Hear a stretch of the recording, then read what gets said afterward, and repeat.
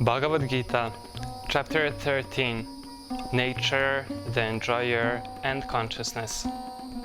Arjuna said, "My dear Krishna, I wish to know about Prakriti, nature, Purusha, the Enjoyer, and the field and the knower of the field, and of knowledge and of object of knowledge." The Supreme Personality of Godhead said, "This body, O son of Kunti, is called the field, and one who knows this body is called the knower of the field. O son of Bharata, you should understand that I am also the knower in all the bodies, and to understand this body and its knower is called knowledge. That is my opinion." Now please hear my brief description of this field of activities and how it is constituted, what its changes are, whence it is produced, who the knower of this field of activities is, and what his influences are. That knowledge of the field of activities and the knower of activities is described by various sages in various Vedic writings. It is especially presented in the Vedanta Sutra with all reasoning as to cause and effect. The five great elements, false ego, the intelligence, the unmanifested, the 10 senses and the mind, the 5 sense objects, desire, hatred, happiness, distress, the aggregator, the life symptoms, and conviction. All these are considered, in summary, to be the field of activities and its interactions. Humility, pridelessness, non-violence, tolerance, approaching a bona fide spiritual master, cleanliness, steadiness, self-control, renunciation of the objects of sense gratification, absence of false ego, perception of the evil of birth, death, old age and disease, detachment, constant and unalloyed devotion to me, aspiring to live in a solitary place, detachment from the general mass of people, accepting the importance of self-realization and philosophical search for the absolute truth. All these I declare to be knowledge, and besides this, whatever there may be is ignorance. Now please hear my brief description of the knowable, knowing which you will taste the eternal. Brahman, the spirit, beginningless and subordinate to me, lies far beyond the cause and effect of this material world. Everywhere are his hands and legs, his eyes, faces, heads, and he has ears everywhere. In this way, the Supersoul exists, pervading everything. The Supersoul is the origin of all the senses, yet he is without senses. He is unattached, although he is the maintainer of all living beings. He transcends the modes of nature, and at the same time, he is the master of all the modes of material nature. The Supreme Truth exists outside and inside of all living beings, in the moving and the non-moving. Because he is subtle, he is beyond the power of material senses to see or to know. Although far, far away, he is also near to all. Although the Supersoul appears to be divided among all beings, he is never divided. He is situated as one. Although he is the maintainer of all living entities, it is to be understood that he devours and develops all. He is the source of light in all luminous objects. He is beyond the darkness of matter, and he is unmanifested. He is knowledge, he is the object of knowledge, and he is the goal of knowledge.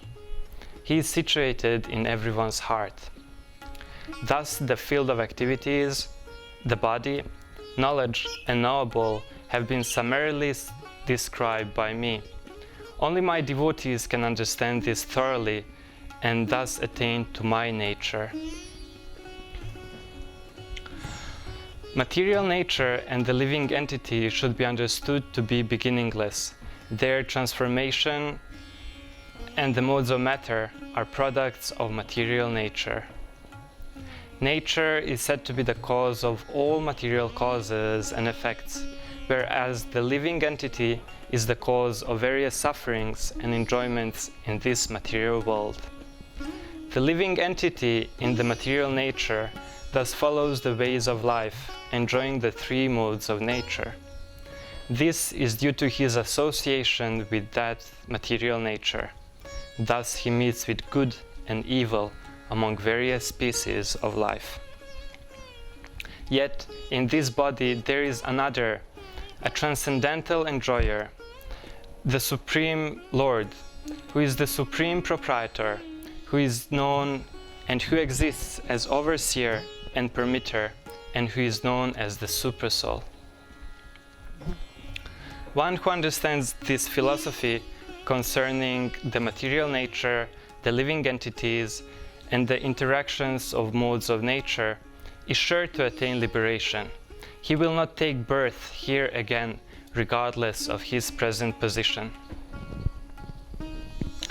Some perceive the Supersoul within themselves through meditation, others through the cultivation of knowledge, and still others by working without fruitive desires. Again, there are those who, although not conversant in spiritual knowledge, begin to worship the Supreme Person upon hearing about him from others. Because of their tendency to hear from authorities, they also transcend the path of birth and death. O chief of the Baritas, whatever you see in existence, both the moving and the non-moving, you should know to be just it is just the field of activities. It is just the combination of the field of activities and the knower of the field. One who sees the Supersoul accompanying the individual soul in all the bodies, and who understands that neither the soul nor the Supersoul within the destructible body is ever destroyed, actually sees. One who sees the Supersoul equally present everywhere in all living entities does not degrade himself by his mind. He thus approaches the transcendental destination. One who can see that in all these activities no other performer is at work than the material body, which is created of material nature, and sees that the self does nothing, actually sees. When a sensible man ceases to see different identities due to different material bodies, and he can understand the process, and he can see how living beings are expanded everywhere, he attains to the stage of Brahman.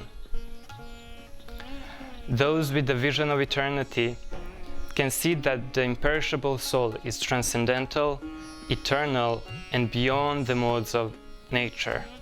Despite contact with the material body, O Arjuna, the soul does nothing, nor is entangled. The sky, due to its subtle nature, does not mix with anything, although it is all-pervading. Similarly, the soul situated in Brahman vision does not mix with the body, though situated in that body. O son of Bharata, as the sun alone illuminates all this universe, so does the living entity, one within the body, illuminate the entire body by consciousness. One who can see with eyes of knowledge the difference between the body and the knower of the body, and who can also understand the process of liberation from bondage in this material nature, attains the supreme goal.